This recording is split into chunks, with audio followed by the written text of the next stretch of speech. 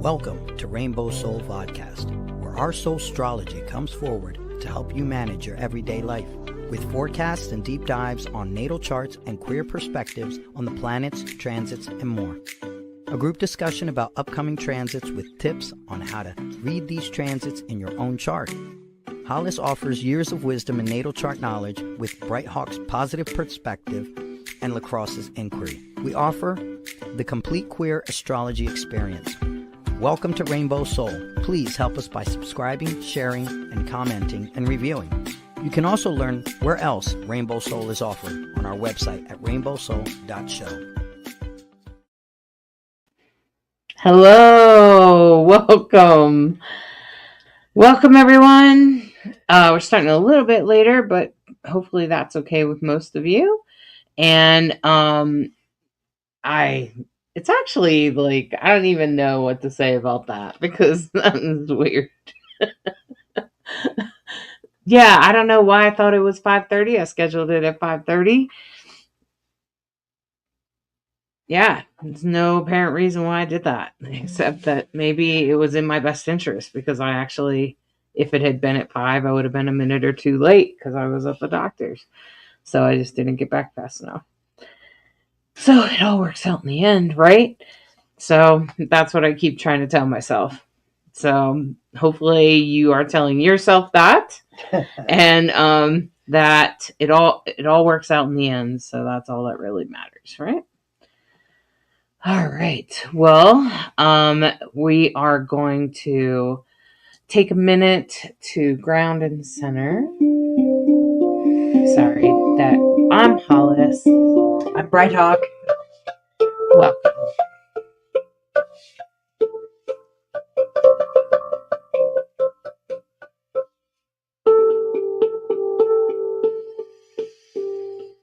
Take this minute to just listen to the music. And just take a little ride with us. Okay.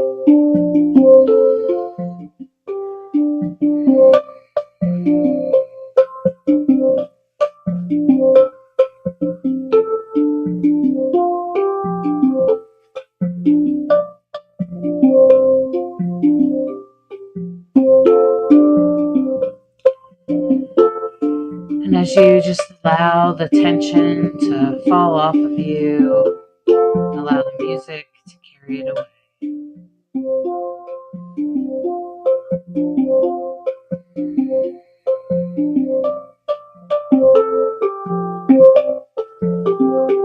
Imagine yourself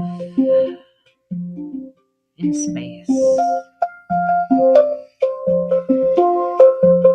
Just empty, beautiful, black space. And it just goes on and on. And you can see that there are some stars. And as you move, you realize that you can see that there are planets moving. And while you come back more to the Earth's perspective, you realize that Mars and Venus look differently from this perspective. You realize that from Earth's perspective, Venus and Mars have changed direction. Well, they haven't actually. From this position, you can see that. And Mercury and Venus.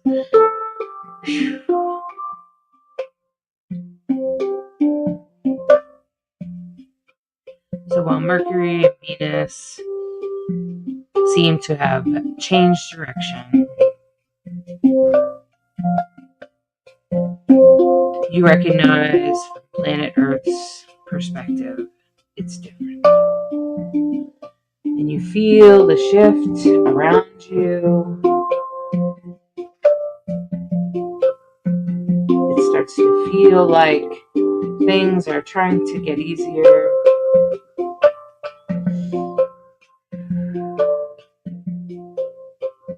And you are reminded of Mercury's communication, its transportation, and Venus's love, resources. Because love is a resource, right?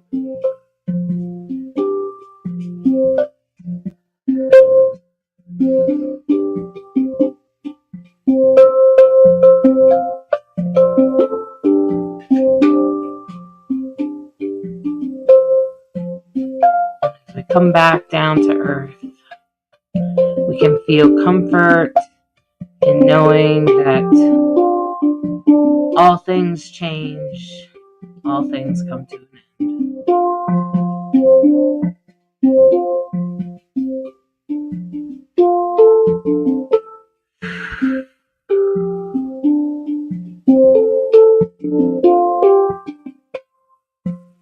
We can come back into ourselves, feel our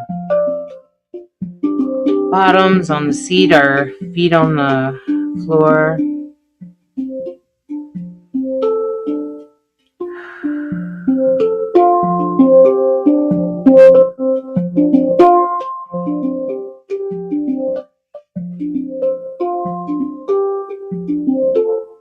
I encourage you to stretch your hands and come back into your body, open your eyes, and become present with us in the here and now.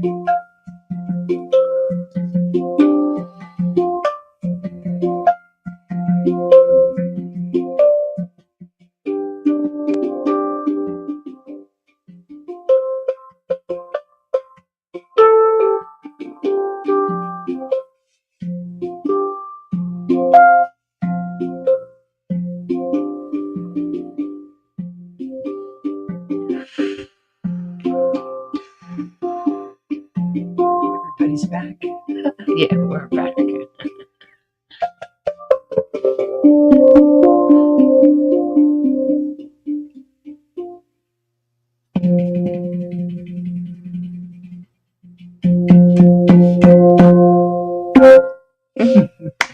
Hold on, right off. Oh. Thank goodness for you. Mercury is just playing with me right now. So, It's the headline of the day. Mercury has gone direct. Well, let's put it this way. It has gone stationary to go direct. And a good way to understand what retrogrades are, because we talk about it appearing to go backwards, is like if you ever, pick an object and gone back and forth in the way you're looking at it, and you've made it look like that object's actually moving when you're the one moving. So that is sort of the illusion of retrograde, where there's this motion that happens, and Mercury retrogrades the most of all the planets, but most of them have a retrograde motion at some point, and we've witnessed a lot of them. So once we get to the end of the week, we have a full moon on Saturday. I'm giving headlines here, a little advance notice. Today's headline is a big one. Venus going direct is a big one. And, everyone is going to feel that. And I see it. It's pretty much like the beginning of the week, Mercury goes direct. End of the week, Venus goes direct. Right. So it's like, right. This should be an interesting week. Yeah. Yeah. So it's like, on and a each full end moon of the on week. top with that tight conjunction still happening in Pisces and Aries. Mostly all in right. Pisces. Hey, Chelsea, it's great to see you. We're glad you're here. Welcome. Hi.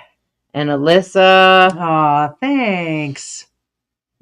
Thanks, Alyssa. Great that you're here. Thanks so much. I appreciate the encouragement. And Carrie, welcome. I'm glad you're here. And Linda from New Zealand, I'm glad you're here too. It's a good time to be tuning in because it's a good time to stay tapped into the stars, is what I would say. Yeah, right. Especially with last week's movement of Neptune, Neptune moving signs. I feel, I was, as I was contemplating what exactly that means on what level, I think there could even be like this level where you feel a little almost like psychically, like a little out of whack a little bit because it just moved into a fire sign, where first it was in Pisces where Neptune is feeling like it's totally comfortable, and all of a sudden you zapped it to a fire sign, Aries with some of that much energy. Very different vibes, right? Yeah, it's like who lives next door is a totally different house, right. A totally different vibe.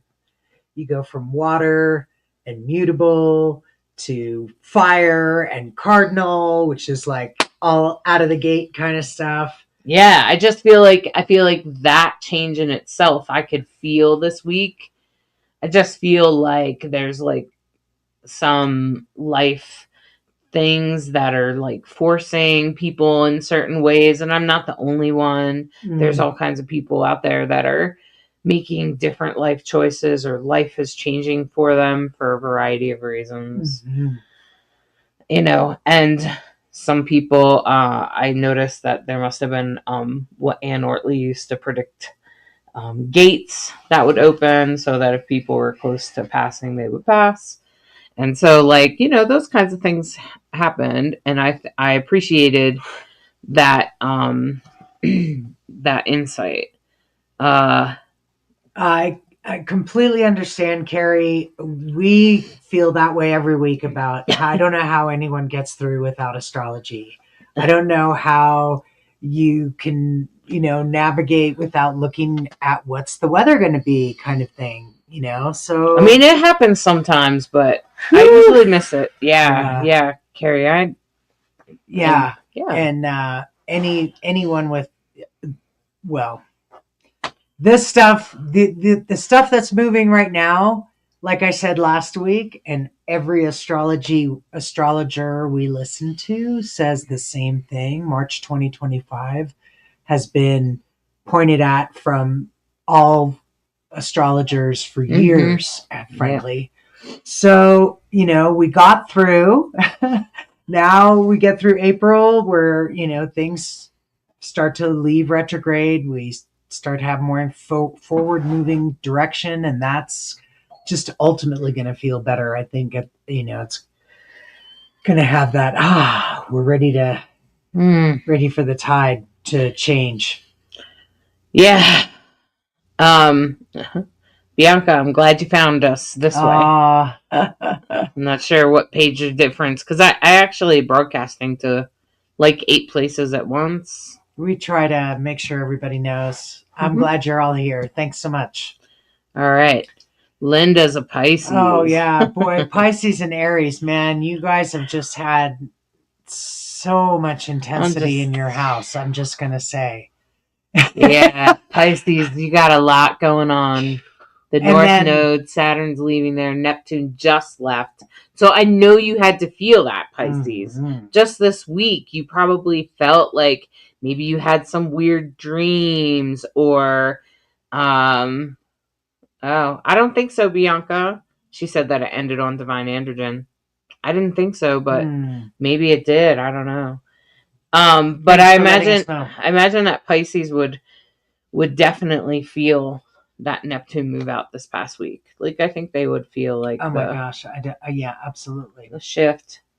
And maybe they feel a shift in drive, though. Maybe it feels good a little bit. I'm not sure, So let us know. How does it feel to you? It's probably the first time ever that people would experience Neptune moving out of Pisces into Aries. So you'll never feel that again in your life. All right. This past week, whatever this past week or two. Neptune's a slow mover. 260 years, 40 years, over 200 years, right? It would have been really too long ago. Yeah. Last time was the 1860s. This we know because the last time Neptune was in Aries, 1860s, ring a bell for anyone in the United States about Civil War. Right. So I'm sure we're all proud of everyone who showed up at Hands Off. Oh yeah, at the protest. So thanks to everybody who. And isn't that stood up. interesting that pretty much happened on the day of, like, when did Neptune? It was a couple days around Neptune. A few moving days in Aries. after. But there you go. There's another shift in consciousness. You know, there's the shift in consciousness happening on the big stage. Stage, is that people are having, because Neptune represents consciousness, and it's coming out of the water into a fire.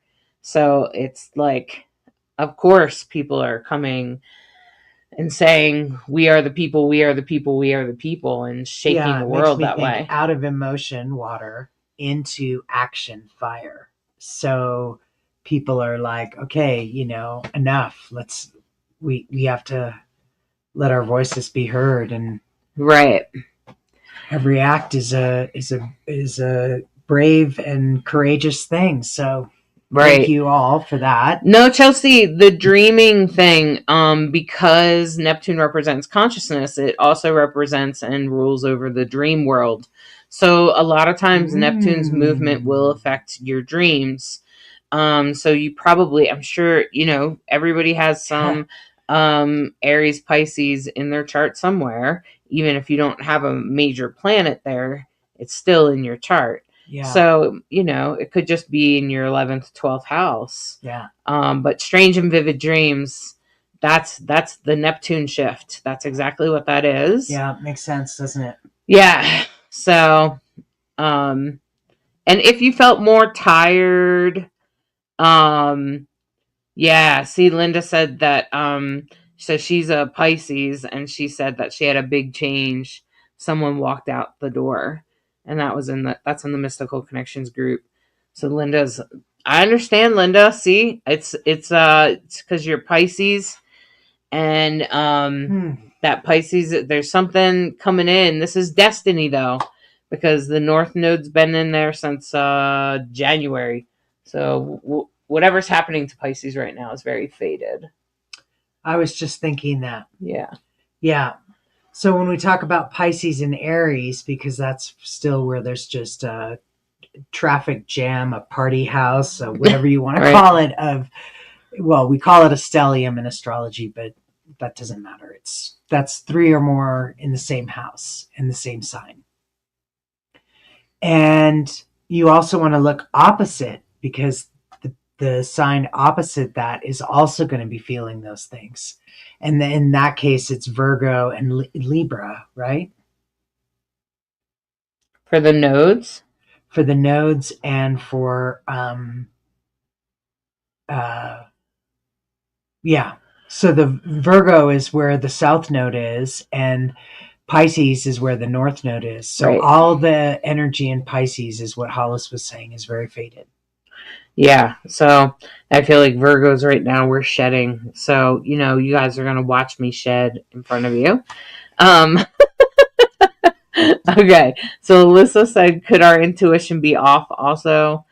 Yeah, Alyssa, I don't know that it doesn't have to necessarily be off. It could just feel different.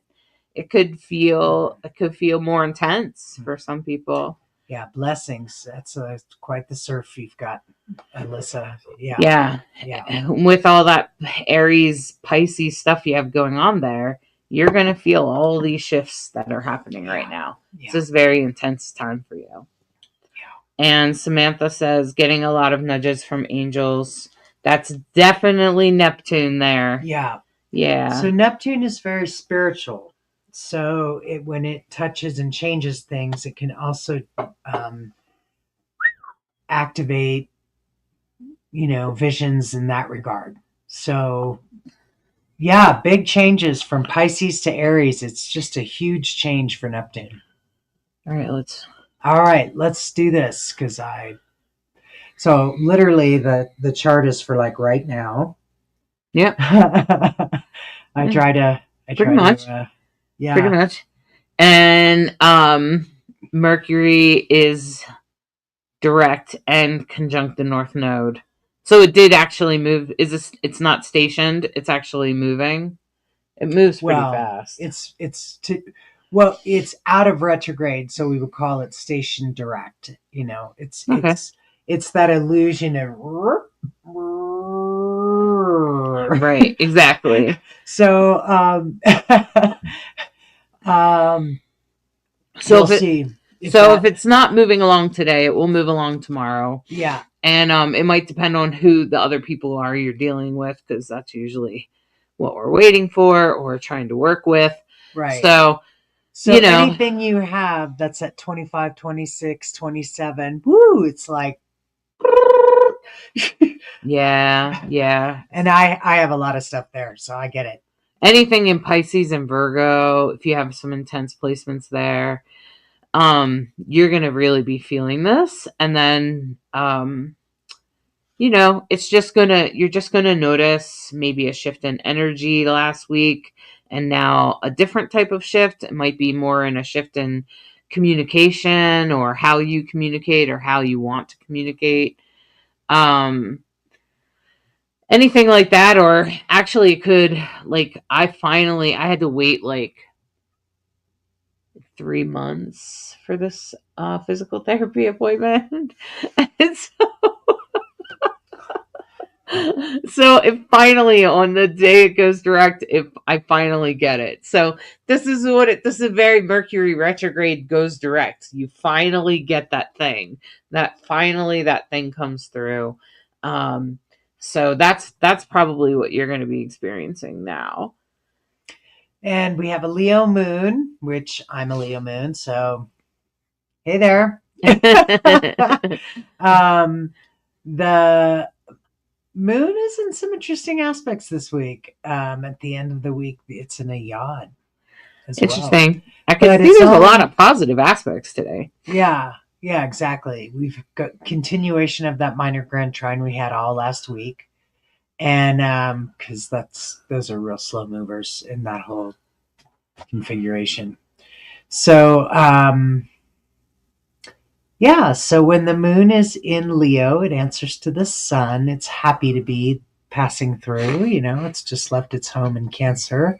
And it's in a trine to the sun and Chiron, because the sun and Chiron are hanging out together this week or so, pretty closely. So Chiron, for if you don't remember, is the wounded healer, and so it really represents the healer in the chart and healing. And so right now, the Sun and Chiron are in a close conversation about, what's for the highest good.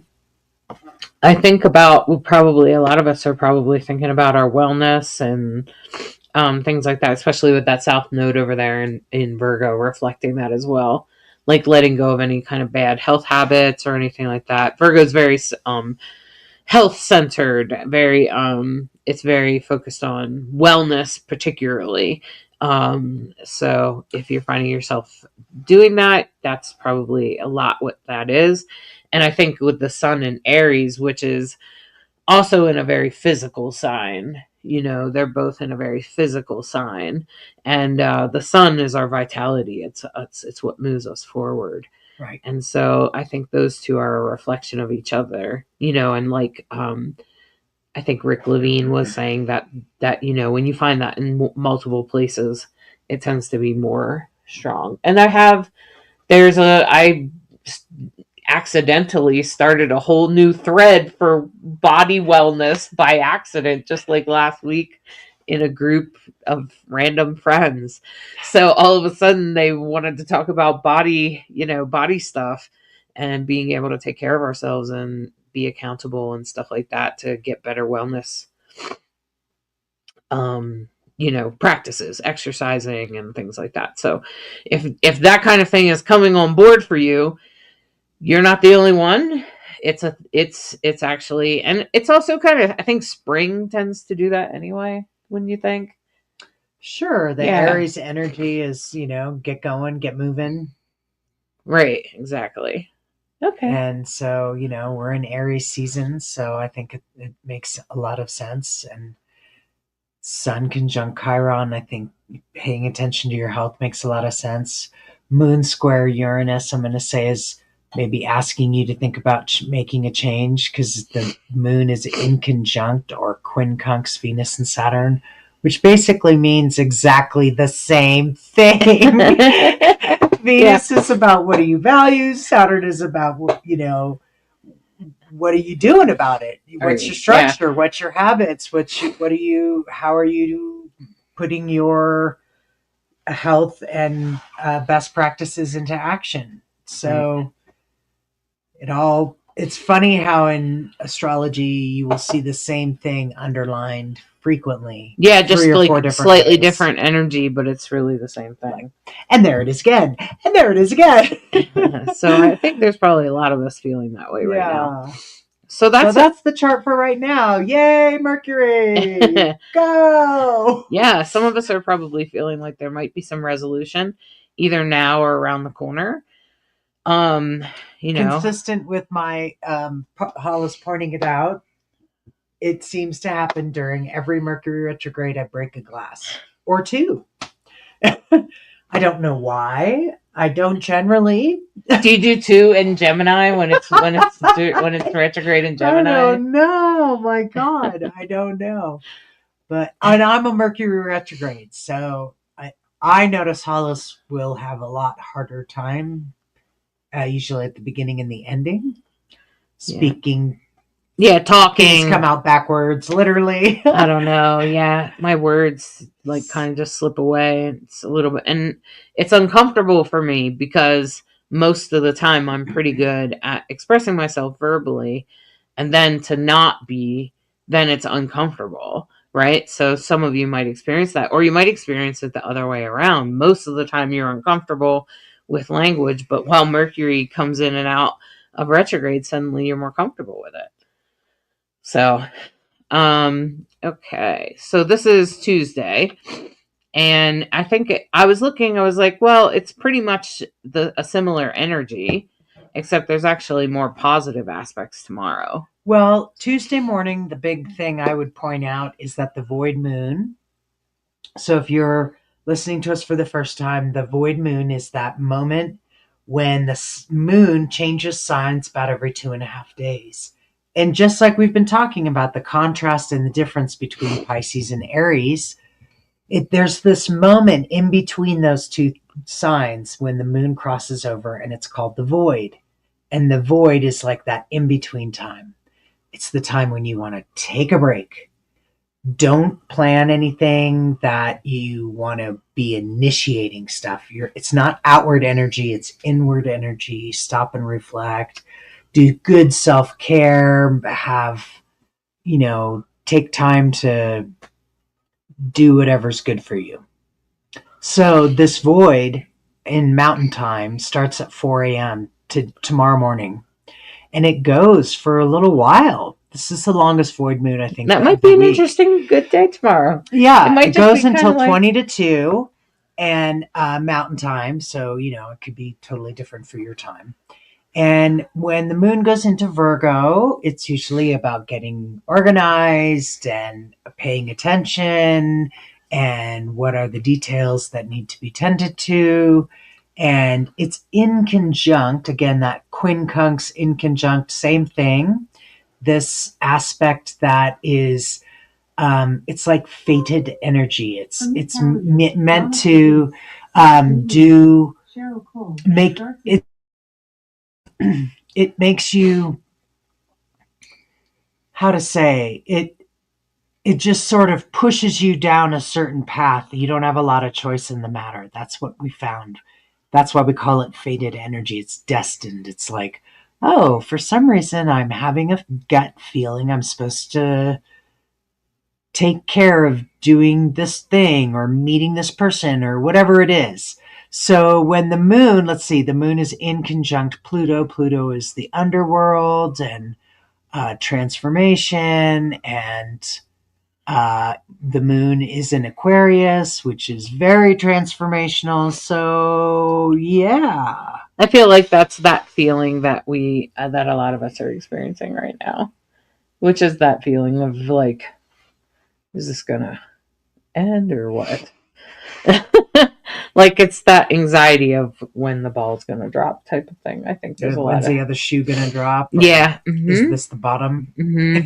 Because of I think Because of the crazy Yeah. that is currently. I think it makes a lot of people nervous. Yeah, for sure. Who? Yeah. So there's a lot of things happening in our government that are making people feel that sort of like that sort of like they're afraid of what might happen and that we might be in danger. Our country might be in danger, and even I myself feel it. And I feel like that's where Pluto, the underground, that's that under feeling, because that's really what's happening.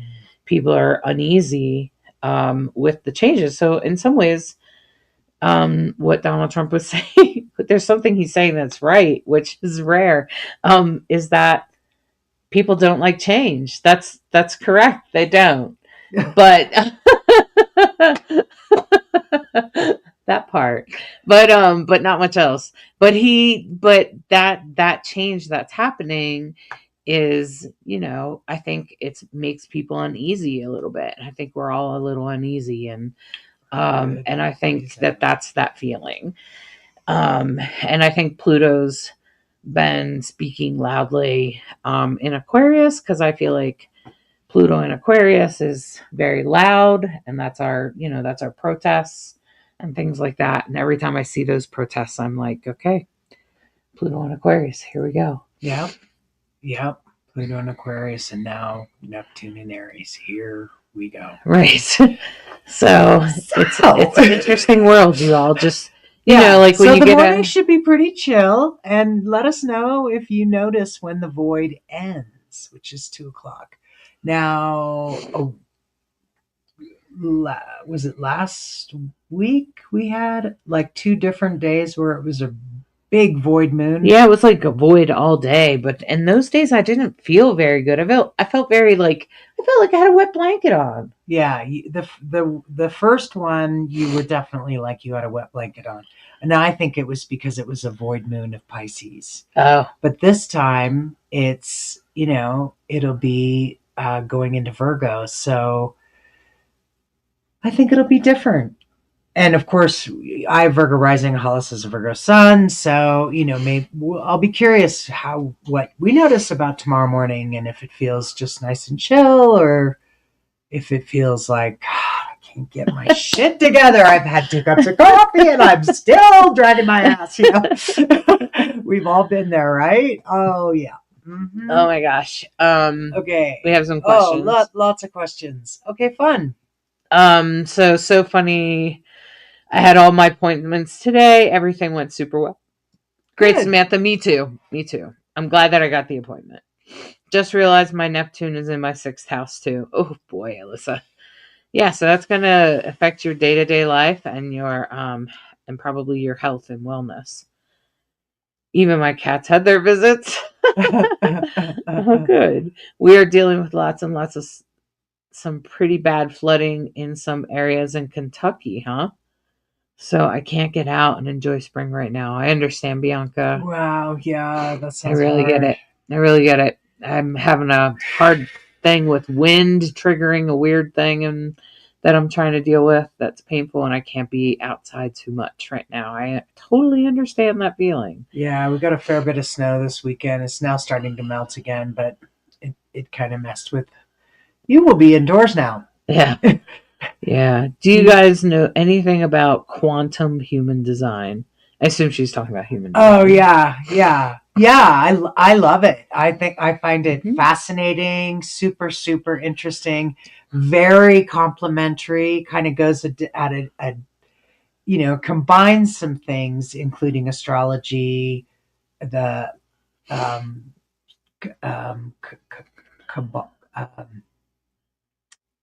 and Kabbalah? Yeah. Okay. Yeah. And I just remember him saying it was based on astrology and Kabbalah, and its own there system. was one and it has its own system. Hey, so here comes that. Then we can talk. So we're not 100% sure. And you know what?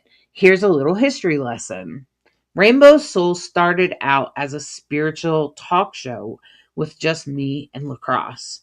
And LaCrosse and I would interview a variety of people. So if you go back to, I think 2020 or 2021, we interview.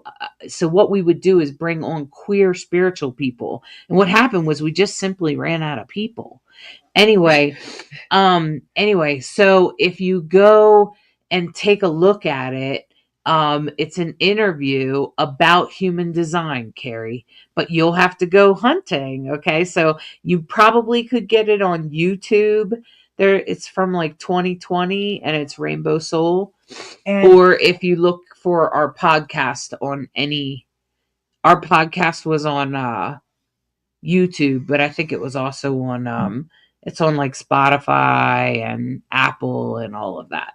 And for those of you who don't know what we're talking about, if you want to understand what your human design chart is, you can always run a free chart. You can just say human design and chart, and it'll say free chart. And you can put it's same thing as astrology, just put your information in and it'll come back and tell you, oh, so both of us are manifesting generators. Surprise, surprise.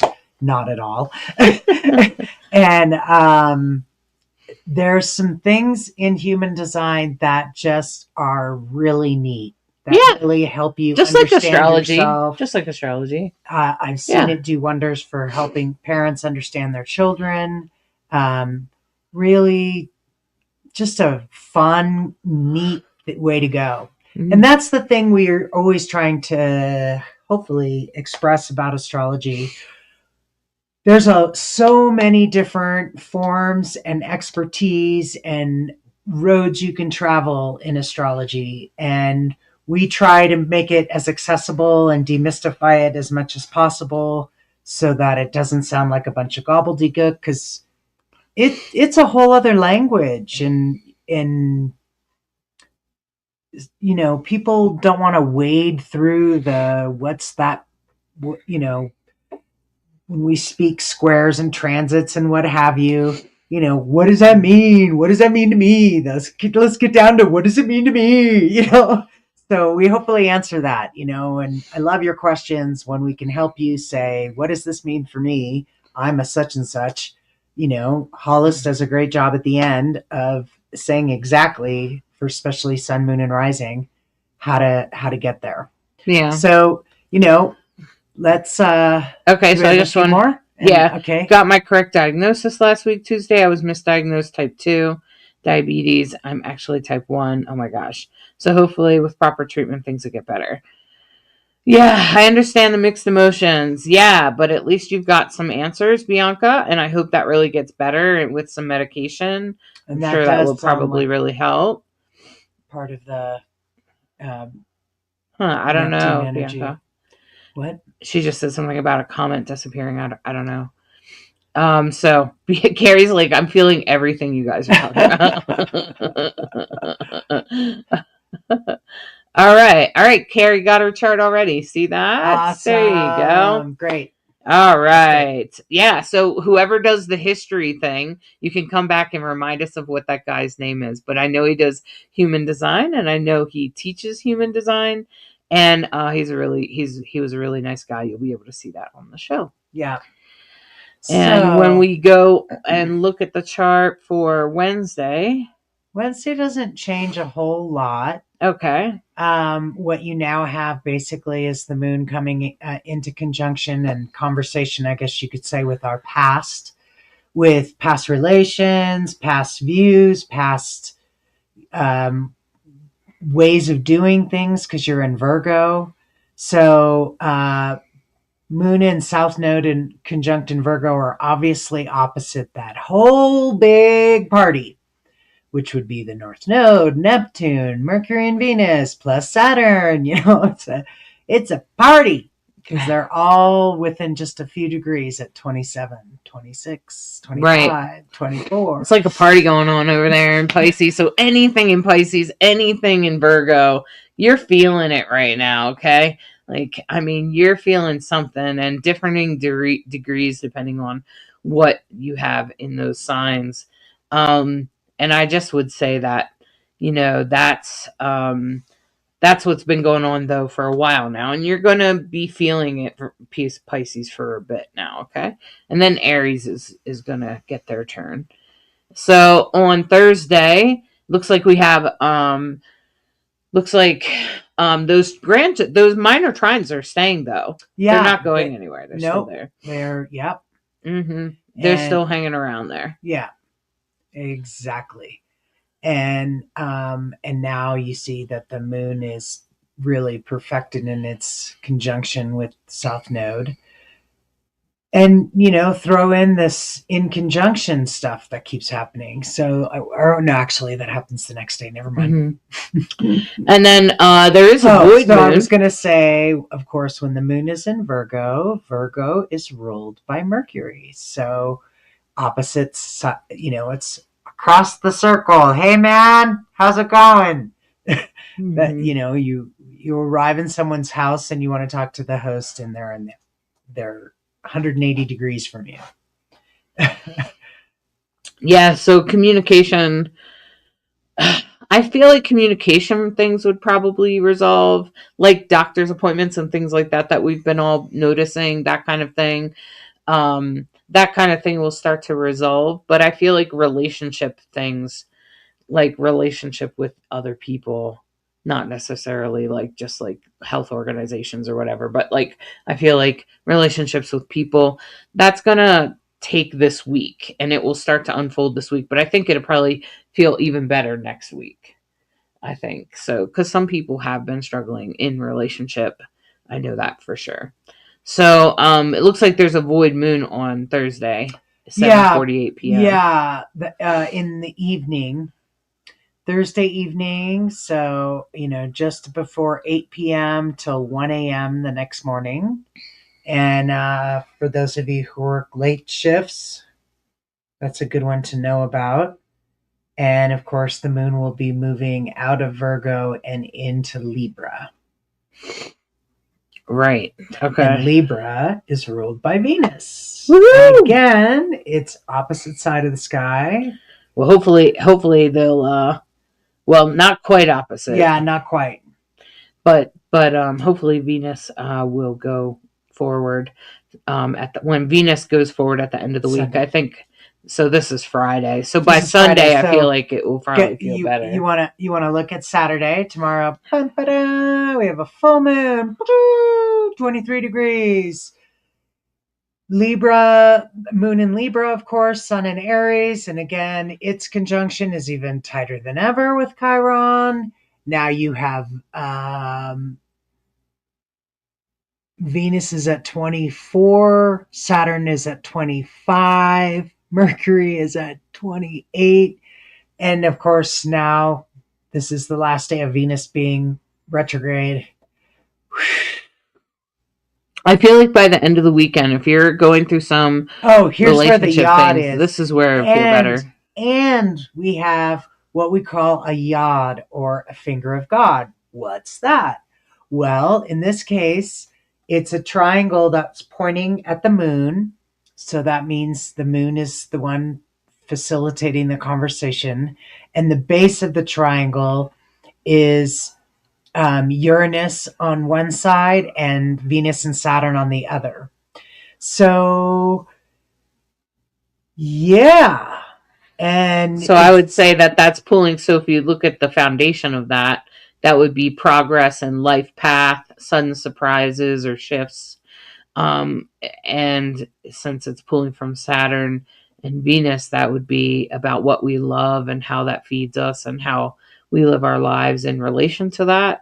Like, like, do you do what you love? Do you do things that take care of yourself? And that Libra moon of maybe seeing how others do or don't do those things for themselves.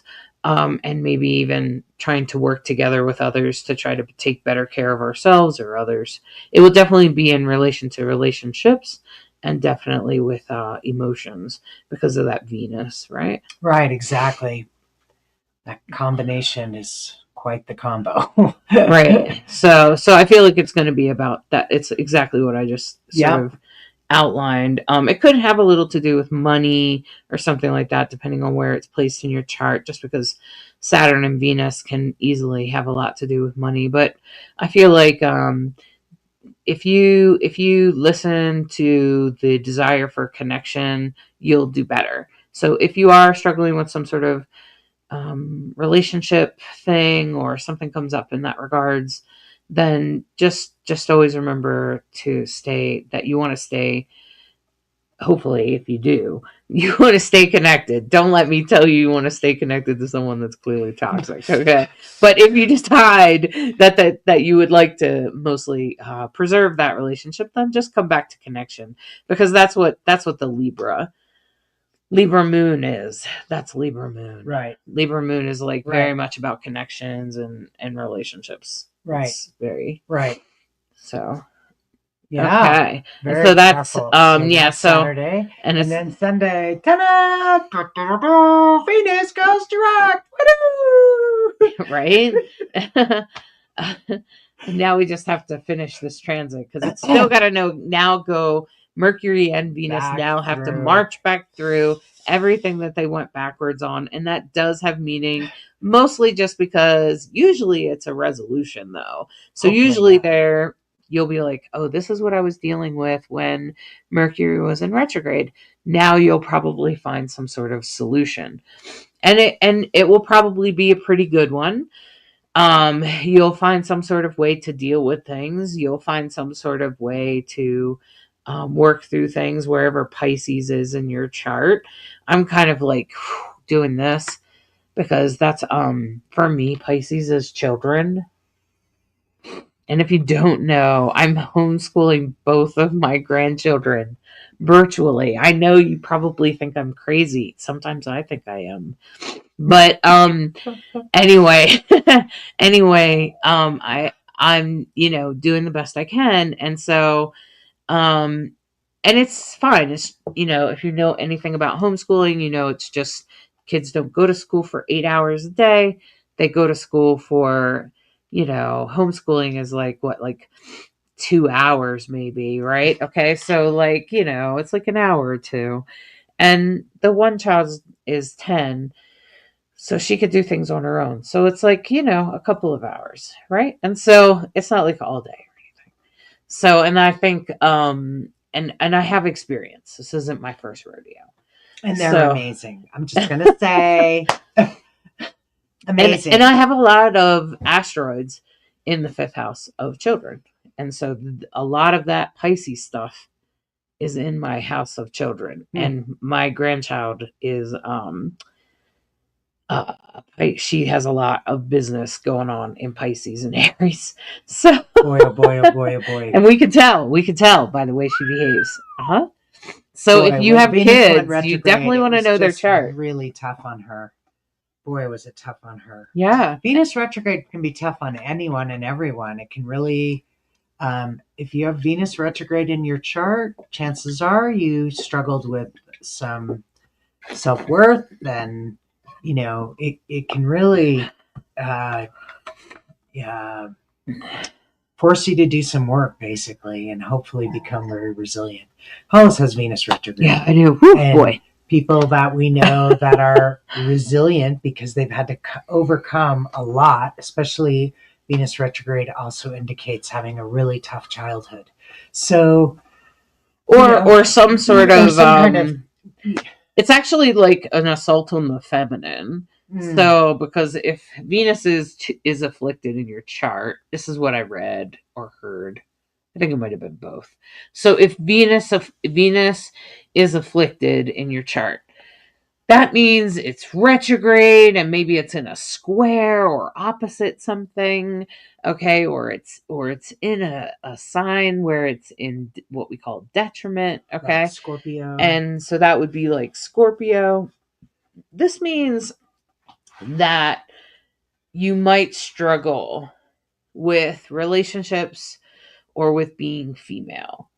And not that you have gender dysphoria. I mean, that could be, but that's not the only way. It could also be that you suffer from being female somehow, being in the female body somehow. You suffer from that. It's right there in the description, afflicted Venus. Right. You know, you can pretty much get there without too much imagination about what that energy can be. So when Venus is retrograde, everyone feels a little, am I good enough?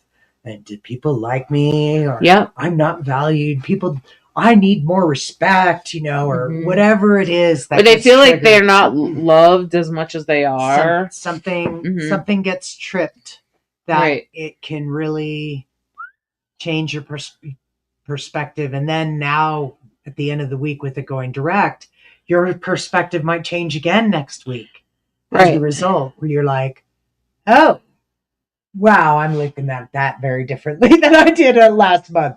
And that's the kind of thing that all of us are subject to in Venus retrograde. It can really... And sometimes I've sat with that. Like, what does that mean? Like, so what did the universe set me up to be abused, for instance? And I don't know that that's really what I'm saying, because then that wouldn't set up a good relationship with the universe. And I want to manifest great relationships with the universe. So I always say, believe things that are good for you, especially when no one can prove it otherwise. And so but when you learned it for yourself, it explained a lot of things that made you go, it did. Wow. Okay. So... And I also see it as those people that were perpetrators. The perpetrator of abuse is a free will choice. And that if it didn't happen in that way, as long as women are still oppressed and we're not equal beings and we're not living in a harmonious, peaceful world yet, as long as that keeps happening right now while we're not in that evolved state, then it would get, I would have been afflicted a different way. Okay. So, and maybe it would have been less, who knows? Maybe it would have been less impactful. Maybe. Chelsea, it's afflicted by so is it retrograde? Number 1. Okay. You can know if it's retrograde. It usually has a little RX next to it. Or it's red. Or it's red on some software. And Chelsea, I think I did your astrology chart. I don't remember though. So if you look at our recording, your chart is there. And where is it in fall? Aries and Scorpio. Oh, right. I know it's in fall in Scorpio. And a lot of times and it's people in fall in Virgo. Yeah, and sometimes people with Venus in Scorpio really struggle with relationships, just to let you know. And then Venus and Scorpio, and then what was the other one? Venus and Aries. And that makes sense because it's ruled by Mars. And so Venus and Aries, I think sometimes they're not, I think there's just too much, there's so much fire. It's almost as if the water of the feminine doesn't exist in Venus with Aries people. Yeah. And then with Venus in Pisces, though, this is where Pisces and Venus have a great relationship. She's at her favorite beach, basically, you know. So it wouldn't be afflicted. It wouldn't be as painful if it's in Pisces, Venus retrograde Pisces, as it would be in, let's say, Aries or Scorpio. Right. Okay. Right. So, which is why when Venus went retrograde in Aries, where it's already in detriment, everybody was just like... Right. So then Bianca said, my daughter's Venus is squared Uranus. And my son that crossed Venus square Saturn and his moon. Right. So, you know, Venus usually has to do with relationships, money, love, self-love. And when it's in a square, that's not terrible, because that could just be a challenge of learning how to love yourself or something, which creates some resilience in people. So it's not necessarily terrible, but usually afflicted means there's layers of things. When I see Venus square Uranus, I think you're going to do relationships differently. Yep. That's where I go. Yeah. You're not going to be more progressive. You're not anyway. going to be a traditionalist. You're going to do it Uh-uh. differently. You're going to do it however you want to do it. You know, Right. your relationship's going to look different. It's not going to be traditional. Yeah. That's what I see when I see that. No, conjunctions are not necessarily afflictions because conjunctions are just a mix of the energy. It's like a combination. It can be a collaborative, cooperative conversation. It's like, hi, how's it going? Can we talk about this? Yeah. You know? Right. Exactly. So yeah, it's an amplification of the energy, and depending on where, you know, like right now we have a big time amplification of the Pisces energy because of all those planets. Right. So then there's just more Piscean energy in the air, right? And then as more planets move into Aries, we'll feel more of that Aries energy in the air. Okay. And so that's kind of what happens with conjunctions. It's just like, just imagine putting some spice in your stone soup. Okay. Where everybody's thrown a little bit in, but you know, you have a moon and then you have Mars, right? Okay. And so when you conjunct things, that's what we mean, that they're both in the pot. Okay. And Alyssa said, my youngest kiddo's Venus, not in retrograde, is in Scorpio. Would that indicate hardship or trauma in childhood? Not necessarily. No. But she could struggle with relationships sometimes, especially when she gets older. Especially like to have to do with like sex and stuff. So if I was you, I would be very open about talking to her about sex. That will be very important for that child, that she grows up in a sex positive home. Body positivity is what I would tell you. To teach a lot of like stuff about, definitely teach about like good touch, but bad touch, but every child should have that education. And they should also, and I think all children should be brought up in body positive, sex positive homes where sex is not something you speak of in a shameful way. And so I think that will be the most important thing to your child there, Alyssa, in today's expression of Venus. It's not in retrograde. And if it was in retrograde, maybe, but still not. It doesn't always have to be child abuse. It could be other things. It could be like she goes on a date with some jerk and he tries to, go too far with her, and that traumatizes her. It's not about what happens. It's more about the impact it has on you. It makes me think of what Gaber Mate is, a trauma specialist, and he's always talking about trauma. It's not about what happens. It's not about what actually happened out here. It's what the child in you felt and internalized as a result. And that's what we're talking about. And it can look like a lot of different things. Okay, Alyssa, and what I would say is teach your child how to protect herself, get her some confidence building. I would put her in martial arts, and I would teach her body positivity, and I would speak frankly with her about sex. Oh yeah, Bianca, if your daughters is in, both of you, Venus and Scorpio, you need to have good sexual conversations with that child and make sure that they are grown up in a home that's sex positive, where sex is not shameful, because you don't want to traumatize them. Yeah. Seems like the conversation around it is as important as, Yeah, it's just vital. It's important. We're all human beings. It's part of being human. It's no different than needing water or food. Our household doesn't have any taboo subjects. We refuse to shame. Good job. We refuse to shame any of it or try to hide it. We definitely are open about mental health, sex, politics, religion, health, just everything in that sense. So I'll continue on that. Congrats. Good job, Alyssa. See? And you probably knew that at birth. So that's the other thing. Most mothers, even without looking at an astrology chart, oftentimes know everything they need to know about their children. And I think it was... I can't remember where we were listening to on Gaia TV who exactly said it, but they were saying how the DNA from the baby goes into the mother. Oh yeah. And so then the DNA is in both. And so that's Yeah. why mothers are sort of like wired to know what happens to your kid or whatever. Yeah. I think you're also wired to know what's good for them. Yeah. And as long as you're listening to yourself mostly, especially when it comes to your kids, like, are you making decisions where you go, oh, I probably shouldn't do that for my kid? Then you probably shouldn't.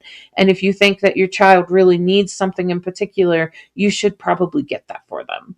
So whatever it is, and if that means a household with no taboo subjects, then that's fabulous, because Alyssa, you knew it. That's what I'm telling you. In your DNA, you knew what your child needed.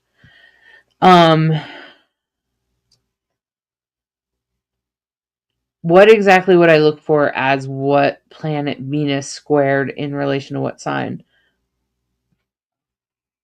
How would what sign? I may have just answered my own question.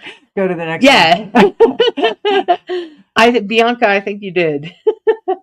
Yeah, Bianca, I think you did. But I think what I'm saying is that it's not as easy as saying it's exactly this or it's exactly that. It's more like 3 or 4 things are all pointing to the afflicted Venus. Okay. So it's not like one concrete thing I can say. And astrology is never that way, really. And so, but like I can say that if it has enough affliction, it's in retrograde, and it's opposition is actually the hardest. Opposite the sun, and it's in Aries. Then I would be like, something will probably happen to this young person. But we'd also probably see that in the light, she could express that while something might happen to her, she would probably also become a very powerful woman because of the Venus in Aries. She's going to become the hero woman. So while that might happen to her, she's going to flip it later and become like a hero for women. Okay, a hero for women's rights, because that's the thing that you must realize, is that the heroes on our streets, and speaking about heroes, because here we are in Aries season, and that's what Aries is about. It's about heroes, and the heroes that you're seeing in our world and the politics and all of those kinds of people, those heroes are so vital and so important. But most of the time, they're not just fighting because they thought it was the right thing to do. They're fighting because they've had some experience, some adverse experience that has brought them to being a better version of themselves. And so remember, when really hard things are happening, then internalize that and say, okay, this is happening right now, but someday this could have some other meaning for me.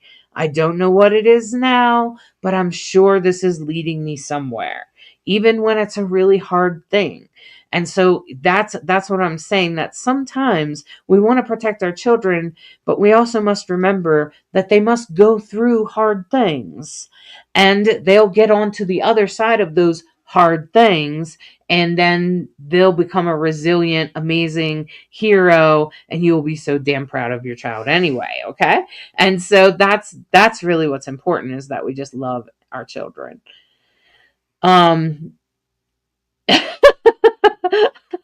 Chelsea's trying to cook dinner, and she keeps running back to her laptop to check her family's charts. You gotta print them and put them on the fridge with magnets, Chelsea. You should print them out, put them on a magnet, so you could just walk up and look at it. That's funny. Yes, Alyssa, it does. I do notice that a person assigned female or male at birth will sort of just process the thing differently. You can see that in twins that are of different genders, like, like one does identify as female and the other is male. They will often express the same thing differently, right? So like a female with Venus in Scorpio, she might end up being very sort of sexual, but in a feminine way. Okay. But in a sort of power female type of way. Okay. And sometimes that could be intimidating. which sometimes could lead her to have some troubles in love, because men don't always like intimidating women. Sometimes they do, but a lot of times they don't. And then, but a male with Venus in Scorpio will experience that a little bit differently. They might be seen as really great lovers, very sensitive, but intense and passionate. But sometimes, almost as a result of that, they might sometimes experience relationships that don't work out so well in the romance department. Okay, and so it leads to the same thing in the end, but you can see they got there differently. Okay, now also there are markings in a chart for a person that's non-binary, or ends up identifying as non-binary, but it's not always solid. Like, it could be expressed that way. Okay, Bianca, you should have Gaia TV. Although we might lose you to their great programming. Barbara said, totally off subject. When you read people's charts, can you see if they are going to get really sick or cancer, for example? And if so, do you tell them? Okay. Sometimes I can see the potential. So here's the thing, is that astrology is always a potential. So there's a potential for things to happen, right? So there's a potential for me to have a genetic heart condition. And so I have been diagnosed that way. Okay. And so, yes, that is in my chart. But how it's seen in my chart is I'll probably die suddenly. But when, we don't know. I could be 95 and die suddenly. Okay. We don't know when. And then the other thing about that is that, we could see that it will be my heart and probably not cancer or something to do with my something else. Okay. So it'd probably be my heart. Okay. And so you can see that, but you won't, but we all have to die of something. Okay. And so I might be able to say, you might want, um, to get tests. I'm still going to refer you to the doctor. I'm still going to say, yeah, go get tested. And regardless of whether it's in the chart or not. Where astrology can be helpful in that is sometimes I can warn people and say, like, there was a guy who was on cholesterol medicine, and then he kind of just stopped taking it for a long time because he lost his spouse and he just didn't think about it. And then I was like, I think you need to go back to the doctor and get that cholesterol medicine again. And he's glad that he did. Okay. So, because there was more problems. Okay. And so he wants to be available for his children, but because of the grief and what else happened to him, he kind of fell off. I'm sure you can understand and be empathetic to that. And so what I'm saying in that is that what's important is I would give him that warning. I would say, go back to the doctors, make sure you get on that medication, because there is a choice. Just like a person goes to the doctor and the doctor says, well, if you don't quit smoking, you're going to die of lung cancer. And that's probably going to happen if you don't quit smoking. Okay. So then there's a choice in that moment. That's called free will. And that depends on your choice. I would try to I understand. So Barbara's saying the reason I ask is because I'm having some symptoms, and because I live in a rural area, I have to wait weeks for tests. I totally get it. I live rural, but the doctor I'm going to is not rural. I don't think it matters where you live, just letting you know there, Barbara. It seems like we're all waiting to see doctors for much longer and longer and longer as time goes on. But what I would say is that if you feel that it's urgent, then you should go. Okay. You should go to like an ER or something. Okay. All right.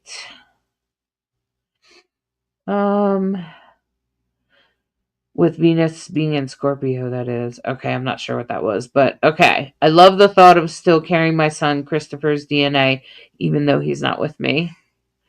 Good, Bianca. I'm glad that could be comforting to you. It is a cool thought. Always with you for sure. And he has you and him, right? And you knew that, but thinking of it the other way is also important. The next one down. Okay. Strong, intimidating female. That's my daughter, Alexis. She's also a Libra sun and rising that is ruled by Venus. Wow. Yeah. So she's probably she'll be very good at style, huh? She knows how to make herself look strong and intimidating as well. So she probably also has her own style and her own sense, because Libra rules style. So every Libra I know is particular about the way they dress. This, Yeah, trying not to, but that's that's Libra. They're very much into style. Venus and her rulership in Libra. Yeah. Yep. Okay, so Alyssa said, when doing my late husband's death astrology, looked at mine. You mentioned stroke heart risk on my chart. I started the process and was waiting, and my heart started really showing problems that needed to be seen urgently for.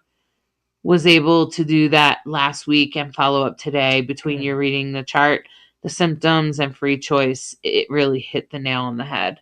Wow, Alyssa. I want to say I'm proud of you for taking care of yourself and listening. It is so important. It is so important that you go to the doctor, and I'm glad that you decided to go. And I will say that I will tell you things like that. I will tell you to go to the doctor.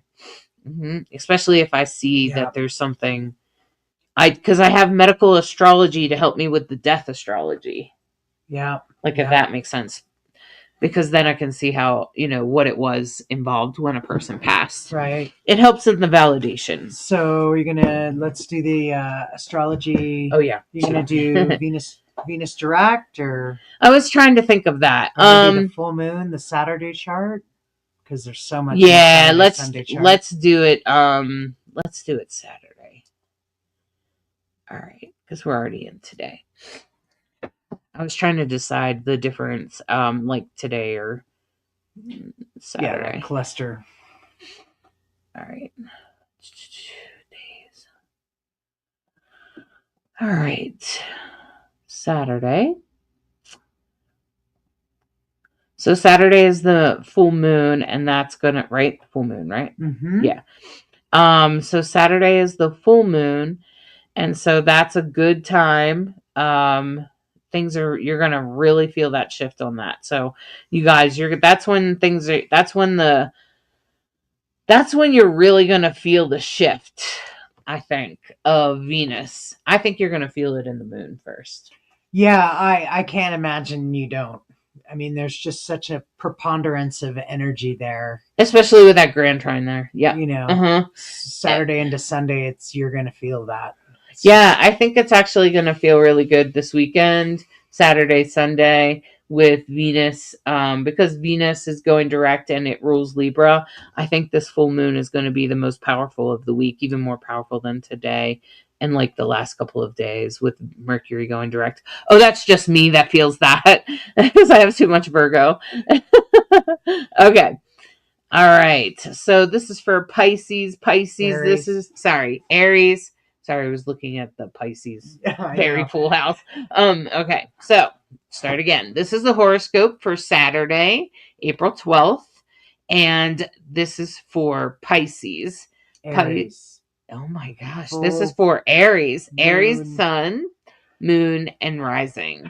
So this will be for Aries, sun, moon, and rising. This will be for two things. Venus going direct and the full moon. So the full moon will sort of kick it off. Your screen if you want to share your screen. Okay.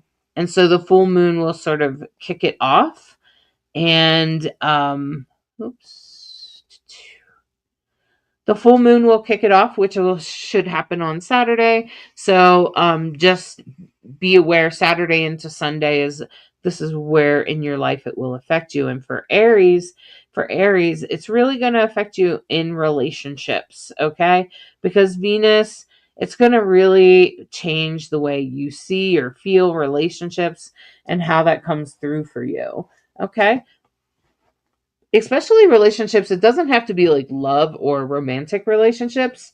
It could even be like communities that you're part of, or neighbors, or any kind of organizations or anything like that that you're um been sort of connecting with. You're probably going to feel that, Aries.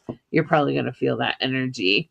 So that's Aries. That's going to be really about relationships with others, particularly any that have to do with communities or like your neighbors or anything like that. Okay. It could also be your siblings. So, or cousins, people like that. Okay. Siblings, cousins, friends, maybe like close friends.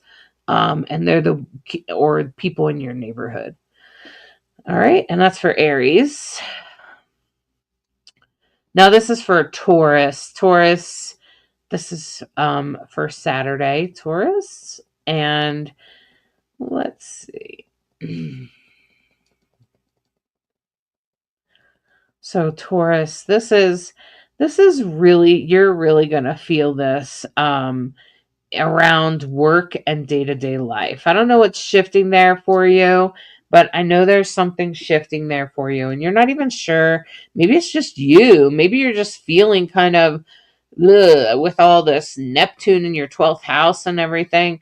You're probably feeling a little like, I don't know where I want to go or what I'm doing. And maybe there's just so much going on that it's hard for you to keep track right now. And so you're going to be experiencing things that are more like in your dream world or your vision forward and in relation to your day-to-day life. Maybe you'll even be a little extra dreamy on Saturday. Okay. I wouldn't be surprised if you were extra dreamy on Saturday. So if you're working on like some art or something, that's probably be a really good activity for Taurus sun, moon, and rising. Like do any kind of like art or creative work of any kind, something like that this weekend. All right. So then this is for Gemini. So Gemini, this is really going to have a lot to do with your creative energy, but it's probably going to have more to do with people you know, or people that you work with, or people that you're influenced by. So these kinds of people are really going to influence you this weekend. You're really going to feel it in your creative side and maybe even in your day-to-day life. But as this shift happens, you might find resolution to something that's been bugging you, or something that's needed to change in relation to other people you know, especially in relation to creative outlets or romantic outlets, or maybe children.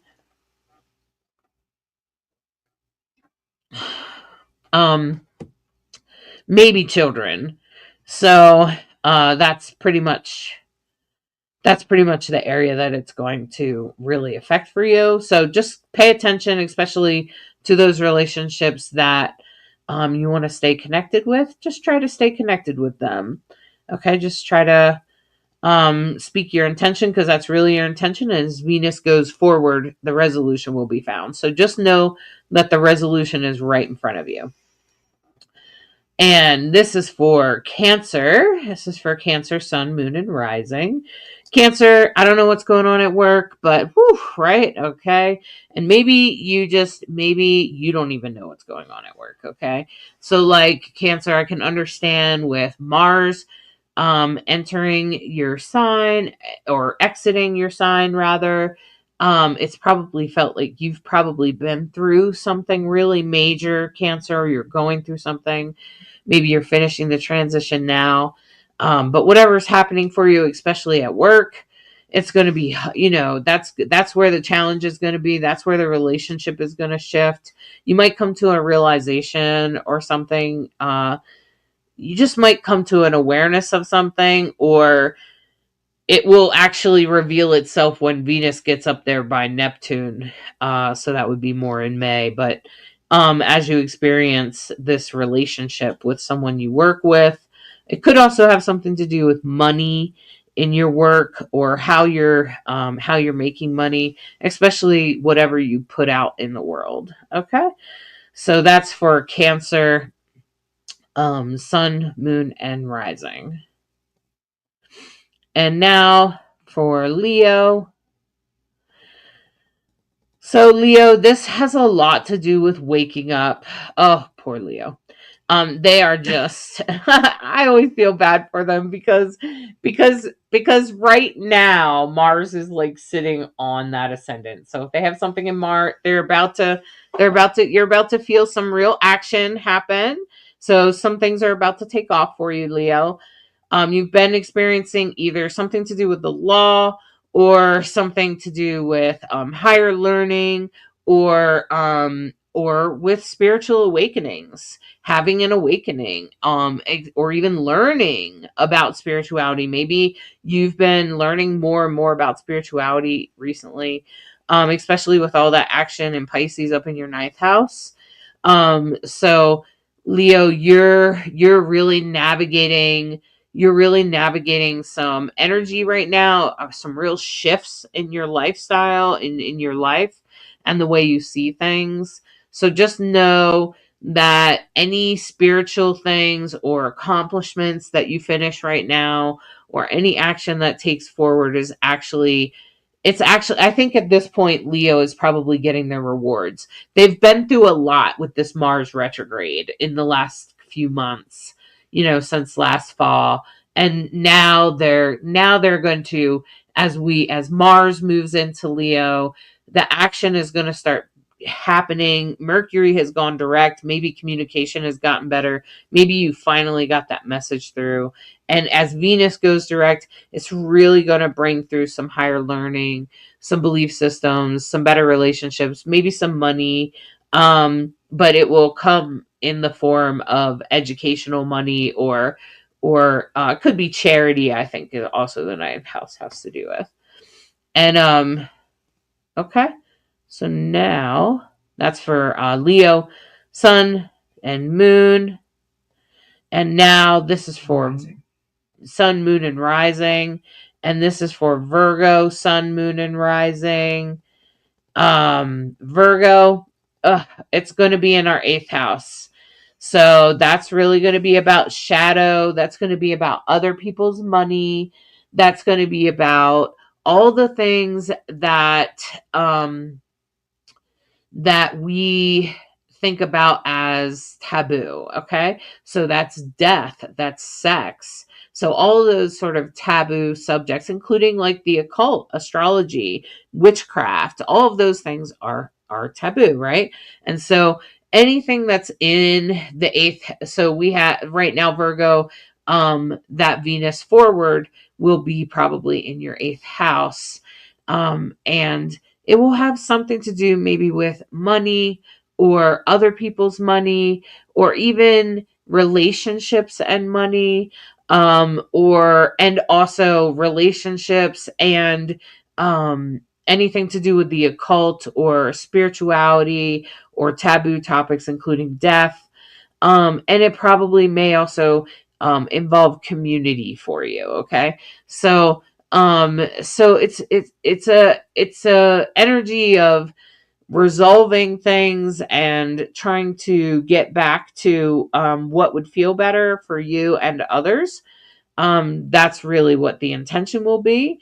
And because I know there's probably been some discomfort going on, some harder things, some challenging things that you've had to push through. But as Venus goes direct, the resolution is going to show up. Okay, Virgo. So you're going to feel this. That has to do with relationships, especially money, other people's money, sexual things, death, any of those kinds of topics as Venus goes direct. And Libra, this is also for you. This is Libra, Sun, Moon, and Rising. This is for Saturday. And Libra, the moon is in your sign, and it has a yod, right? So it makes me feel like Libra, whatever happens this Saturday, faded. Okay, it was meant to happen.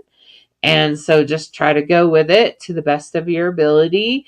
And I totally get it. I have a Libra moon, so I'm going, oh boy. But I think it'll be good. I think whatever it is will lead you, will push you on your path. So just remember that. I find that comforting to know, okay, something might happen this weekend, and when it does, I should just try to accept it to the best of my ability, and hopefully it'll be a good thing. Hopefully it'll be a good thing, okay? So we can see it as a potentially good thing, coming to terms for you, Libra. And it will definitely be in relation to your identity as well as your day-to-day life, okay? So maybe you find a resolution for money. Maybe money starts to come in a little bit better. Maybe maybe other things, your day-to-day life is better, or your work, okay? So it could also be your health, okay? So some things you could suddenly make sense of some things, which I think would be really helpful. Okay. So and then oops, I closed the wrong thing. And so that's for Libra, Sun, Moon, and Rising. So it's going to have something to do with your health or your day-to-day life or your work in the world, okay, and your identity, those two things. All right. So this is now for Scorpio, Sun, Moon, and Rising. This is very much, oh my gosh, I'm laughing because I'm a Scorpio rising right now. Okay. It's going to have to do with children. Okay. Or creative outlets, or anything that you create, anything that you make. Okay.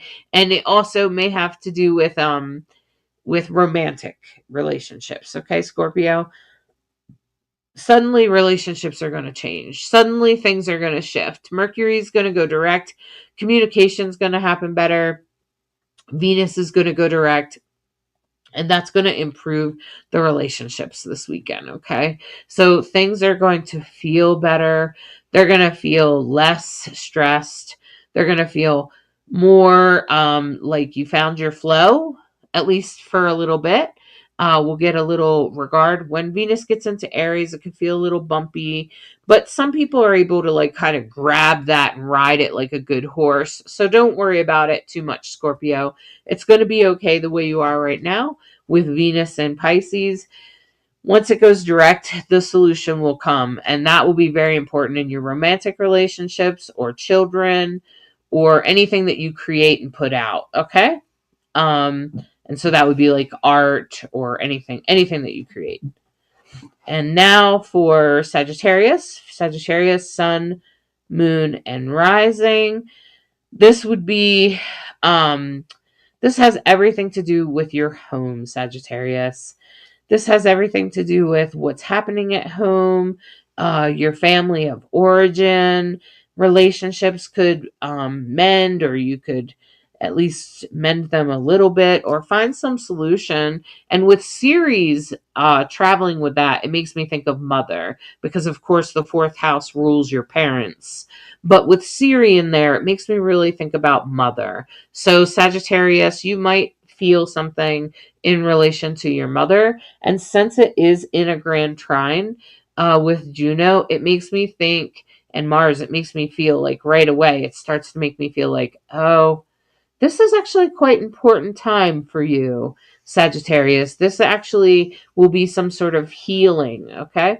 Because especially if you're if you're working at trying to heal your soul, if you're working at trying to heal your emotions or be aware of your emotions, this is the time, because you have all of that healing energy, Pisces, and the higher, Pisces can sometimes be victim and things like that.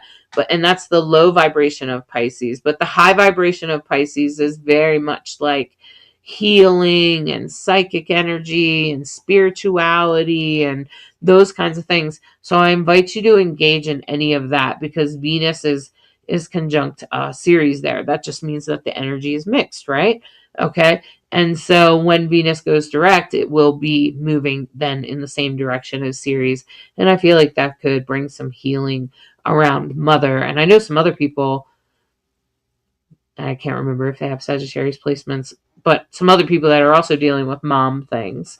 And so I can see you taking action in that regards. Okay, Sagittarius, especially since it's going to be in your family of origin. The moon will be up in the 11th house around people that influence you. So there might just be something from the outside that comes in and influences that healing energy within you for your mom. Okay, so be open to being around others or being with others.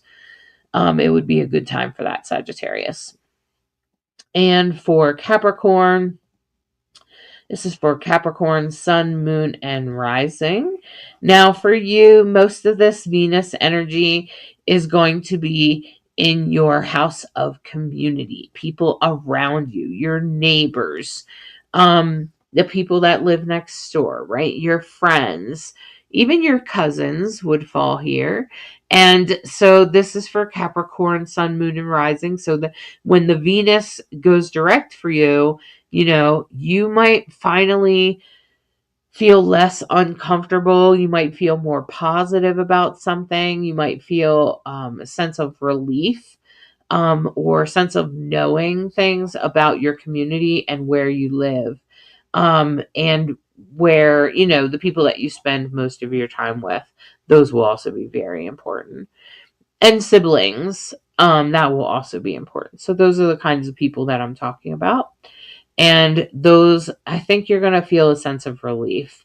And it will have something to do with your work in the world. What are you doing in the world, especially since Saturn is involved in this picture too?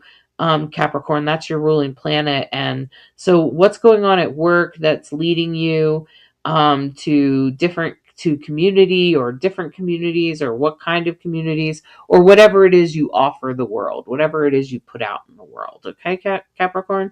So this is really about the people around you or the community that you live in. It's really going to help you see it, love it, be it, or come to some sort of resolution that will feel better for you. And so now this is Aquarius. Aquarius, this is going to have a lot to do with your money. This is going to have a whole tons to do with money. So I wouldn't be surprised if it's a total money thing.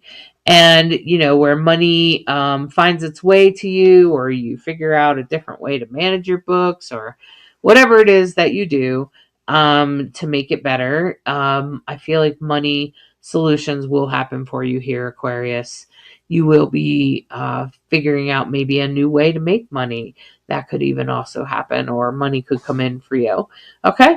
So Aquarius, it's very much going to be about your resources and even some higher learning. Maybe you find maybe it's even something like you get money or funding to go to school or something like that. Okay? Those kinds of things will also be in play there with the moon up in the 9th house there. And it could have something to do with relationships, especially if you get a scholarship or something. Okay. And so that would be for Aquarius. And now we're going to bring ourselves to Pisces. So Pisces, first I'm just going to say, oh my gosh, you have so much going on in your sign right now. It can probably feel like you are the pot, right? Like you're kind of like, what is going on? Okay.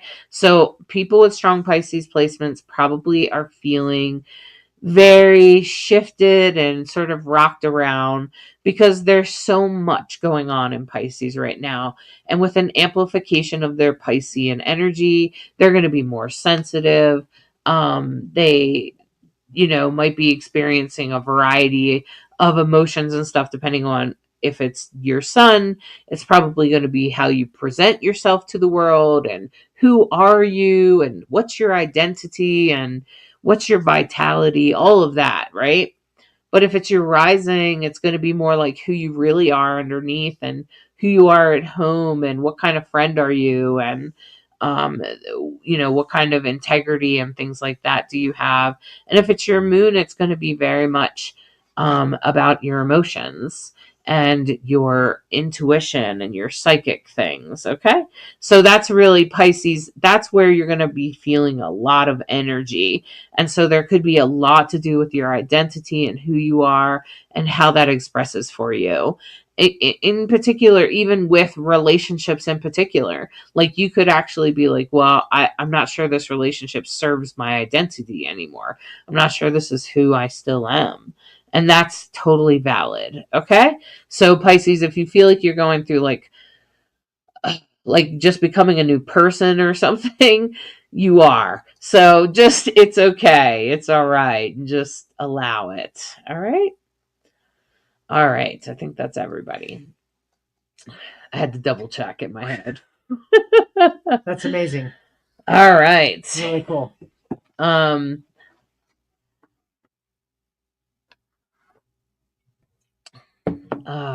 So when doing my okay. We already read that, right? Yeah. Nah. Alyssa got the chills. I think when I was reading her message about her husband, I was wondering if you could read anything on me for my sister that passed. Dawn, we're not doing mediumship, we're doing astrology. If you want a death chart reading, you'll have to bring in the birthday of both you and your Time sister. and location. Yep, and the time and location. Hopefully, if you don't have the time, I can do it, but it's better with the time. It's more accurate with the time. Cancer moon work state just left our nursing home for survey. Oh, it's so anxiety driving, isn't it? But I could definitely use some relief with money and strained work relationships too.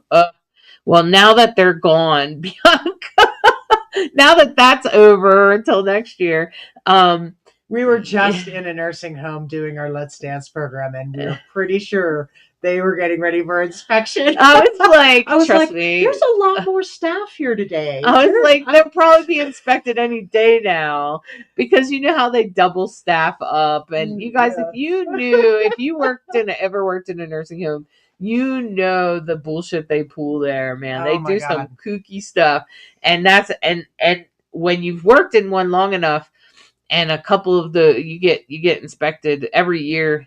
The state comes and inspects the nursing home, and everybody gets really nervous. It's going to happen sometime that week or whatever.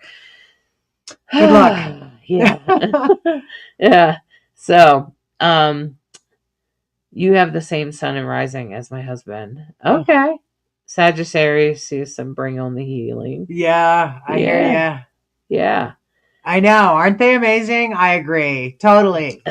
So I'm just going to say, because we probably haven't said it, and we should probably put the banner up for the 50% off, that if you want to schedule a reading with Hollis, what a great gift to give yourself. You can do that at divineandrogen.com. If you're interested in learning more about me, brighthawkproductions.com.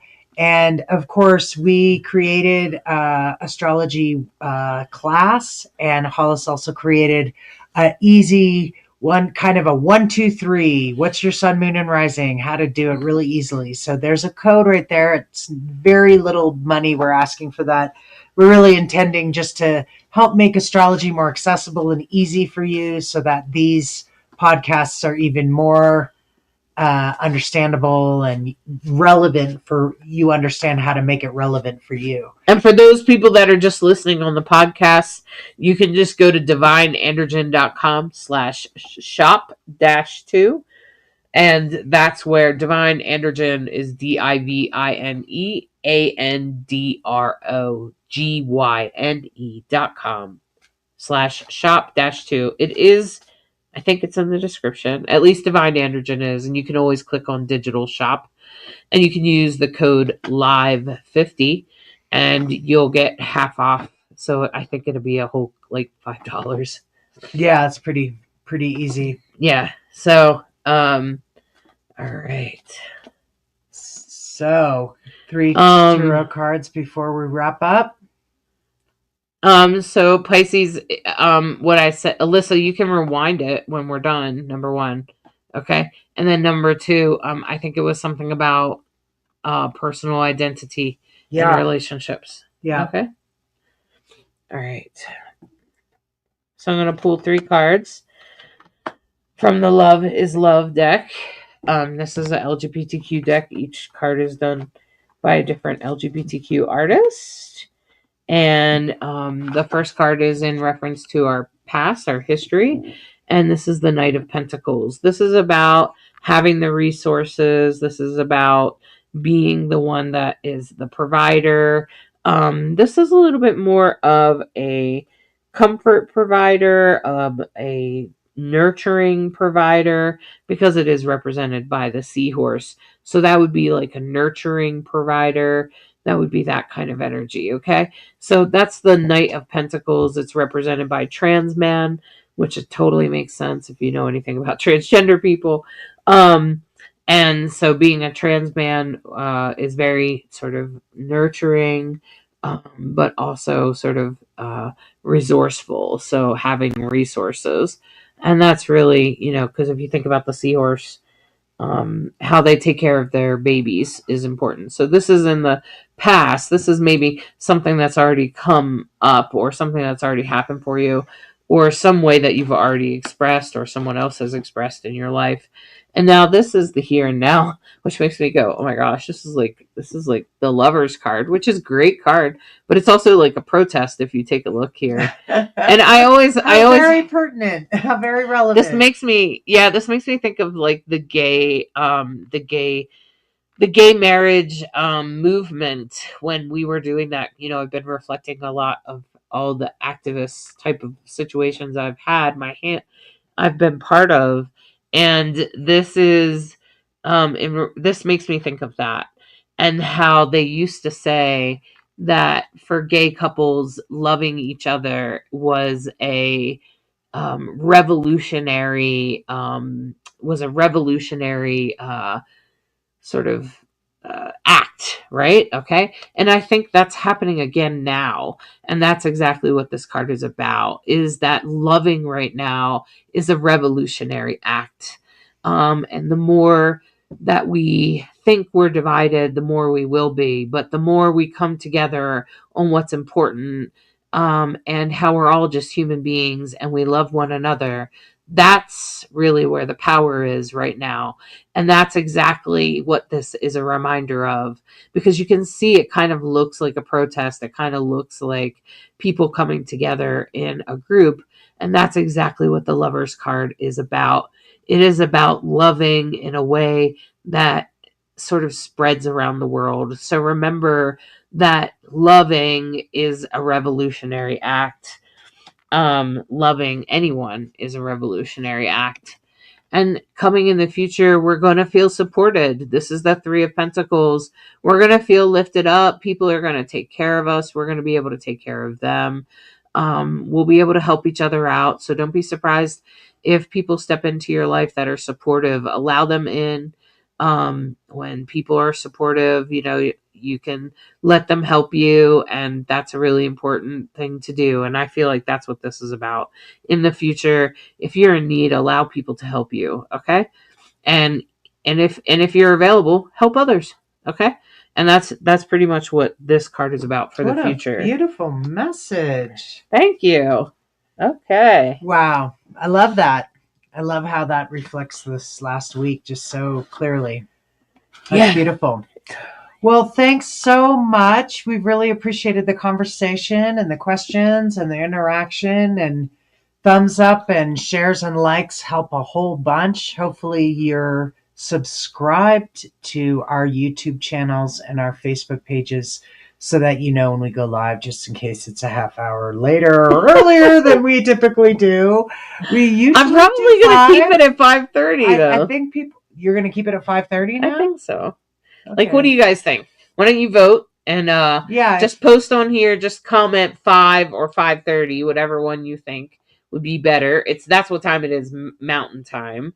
Do you think it's better to do it on the hour? So that could be 7 p.m. if you're on the East Coast. 7 or 7:30. Well, thank you, Bianca. We're so glad you guys listen and like it. And we wish you all a great week. And thanks for listening to Rainbow Soulstrology, where we try to be a bridge between you and the stars. Bye-bye. Have a great week. Thank you for listening to this week's Soulstrology and subscribing, liking, sharing, and reviewing.